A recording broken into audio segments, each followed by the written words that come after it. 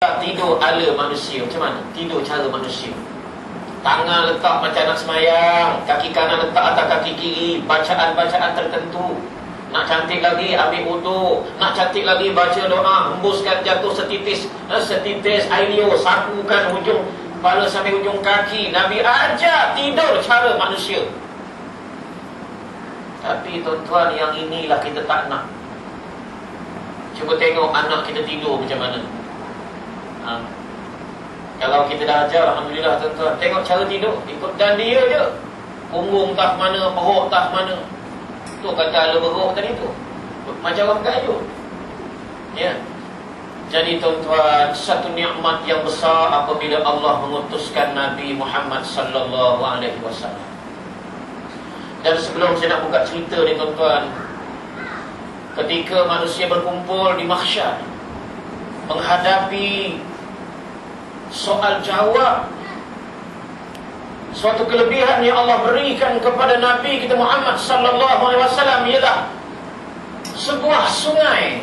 Ada yang sebut telaga, yang disebut telaga Kausar atau sungai Kausar, yang airnya lebih putih daripada susu, lebih manis daripada madu, gayungnya sejumlah cakrawala di langit. Ketika mana umat Nabi Muhammad, Rasulullah tengok, Rasulullah suka, Rasulullah disayangkan umat dia tuan-tuan. Sehingga bila nak wafat, kalimah perkataan apa yang keluar? Ummati, ummati, umat aku.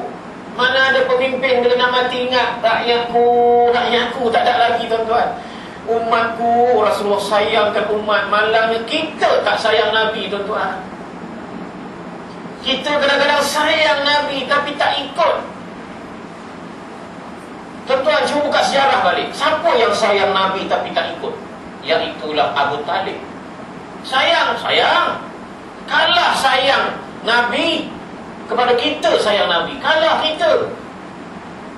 Abu Talib ni tuan-tuan, pak saudara Nabi, sangat sayang Nabi. Ikut tak Nabi? Tak ikut tuan-tuan. Masa nak meninggal, Nabi sebut di telinganya, mengucaplah wahai pakcik, mengucaplah. Tak nak, dia tak nak mengucap. Mati dalam keadaan kekafiran tuan-tuan. Siapa yang sayang Nabi tapi tak ikut, lebih kurang jarak tak jauh dengan Abu Talib. Na'udzubillah min zalik. Ada pula satu jenis lagi tuan-tuan,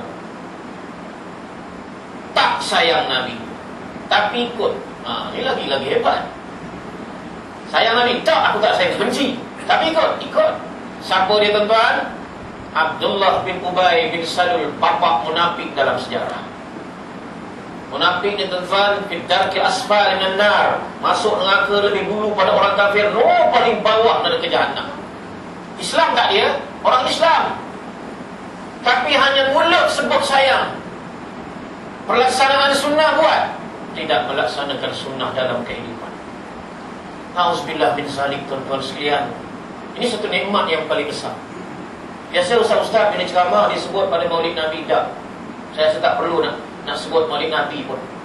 Hari ini pun kita kena sebut. Kalau kita benar-benar sayangkan kepada Nabi Muhammad sallallahu alaihi wasallam, maka ayo tuan-tuan, kita semak balik apa di antara perintah-perintah Rasulullah yang kita dah buat sampai sekarang. Apa yang dikatakan sunnah itu? Kita buat kajian sikit tuan-tuan. Selagi Allah beri umur, selagi Allah berikan usia, kesihatan yang baik, ada waktu lapang, ada waktu bila nak laksanakan sunnah. Nantilah bila dah pencen. Tunggu pencen baru nak buat sunnah.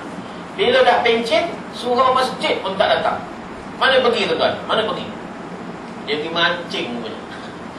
Buat persatuan mancing-pemancing daerah Kuantan. Ada sampai sekarang. Semua yang pencen-pencen semua mancing. Ada yang teruk lagi pada tu ada. Buat persatuan pemilik motor-motor Vespa lama. Umur dah lanjut dah. Ya, maghrib-maghrib brom motor Vespa tak kerja jalan tu. Umur lanjut dah. Kubur dah kata mari. Malaikat mau tengok geram aja. Tuan-tuan, hakikat hidup ni ialah sebuah kematian. Hakikat kematian ialah sebuah kehidupan yang kekal abadi.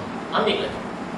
Hakikat hidup kita yang tak lama ni, tak tahu berapa lepas ni, ialah menuju sebuah kematian. pakailah baju merah, jubah gini, hitam, kelabu, semua ada warna. Hakikatnya kita balik bertemu Allah dengan kain kafan itulah. Allah Ta'ala kata daripada telanjang, pakaikan kain kafan. Pakai kain kafan. Dan tuan-tuan sekalian, jangan lupa, soalan dalam kubur, sepakat para ulama mengatakan dalam bahasa Arab, dia tak ikut bahasa bangsa yang mati. Dia tengok, ini orang putih mati ni, kita tanya dalam bahasa orang putih. Macam mana malaikat agak tanya dalam bahasa orang putih? Hello guy, what is your god name? Are you listen? Dia tak tanya begitu. Ataupun tengok mat Bangla meninggal. Mere bhai, kata malaikat, tumhara number 1 kia hai. Soalan dia tuan-tuan, ni kita logik ni, belum cerita agama, cerita logik akal ni. Dia akan tanya soalan, ma rabbuka. Kita masuk-masuk, ma rabbuka dia tanya. Cuba kita lah pergi kedai-kedai kopi tuan-tuan ya, lepak kejap, mari kawan-kawan kita sepedul, semeon, semua duduk dekat media ni, order teh semua. Tiba-tiba semeon tanya, ma rabbuka, man. Faham tak kita? Dia merepek benda ni kita. Kalau nak cerita-cerita lah benda lain. Dalam kubur tak ada merepek tuan-tuan. Soalan pertama, ma rabbuka. Dan malaikat dia tak tolong lah. Dapat tak jawab ni? Tak dapat. Tak apa, kamu datang besok sekali ni. Ngajilah dulu. Besok kamu datang lagi tanya. Kalau tak dapat tuan-tuan, malaikat diperintahkan Allah mencambuk. Cambuk ni tuan-tuan kalau di dunia lah. Kita katalah umur dalam 30 tahun. Pak Imam umur 70 tahun. Pak Imam rotan kita. Tak apa.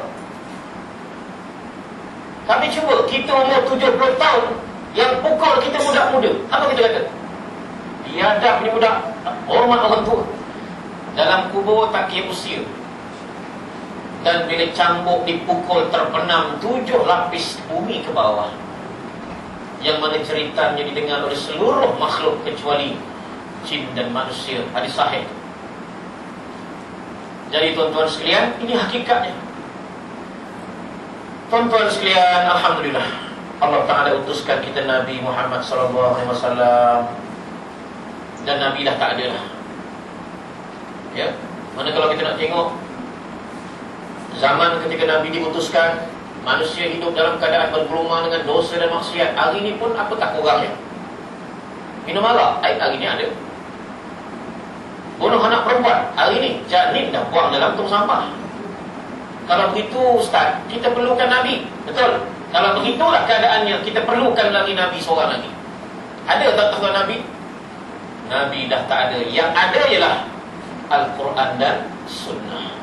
Taraktu fikum amrayni ma in tamassaktum bihima lan tadillu abadan, kitab Allah wa sunnati.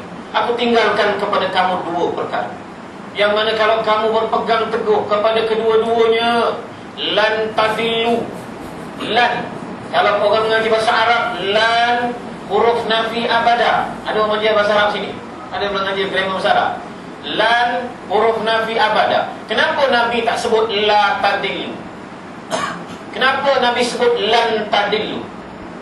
Orang kalau pergi Mekah dia tahu lah. La, orang Arab ni kalau kata tidak, 2. La dengan lan. Kalau kita tanya orang Arab, Pak Arab, kamu nak makan tak? Dia jawab, la nakul, kami tak makan. Tak dengan kalimat la. Jangan kita tertipu. Bila dia sebut la, maknanya kejap lagi bila lapar dia makan. Jangan habiskan lauk-lauk.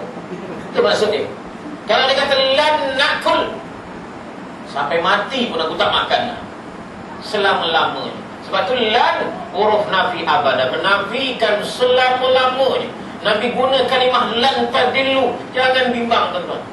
Selagi mana kita berpegang teguh melaksanakan Al-Quran dan As-Sunnah di dalam kehidupan, kita tidak akan sesat selama-lamanya. Iaitulah kitab Allah dan sunnah Nabi SAW. Tuan-tuan sekalian, saya pergi kepada dasar dulu, kepada asas. Saya tak tahu tuan-tuan mungkin lebih pada saya di sini. Ya, Pak Imam kita Tuan Haji ni dah selalu bersama dengan tuan-tuan di sini. Saya baru hari ini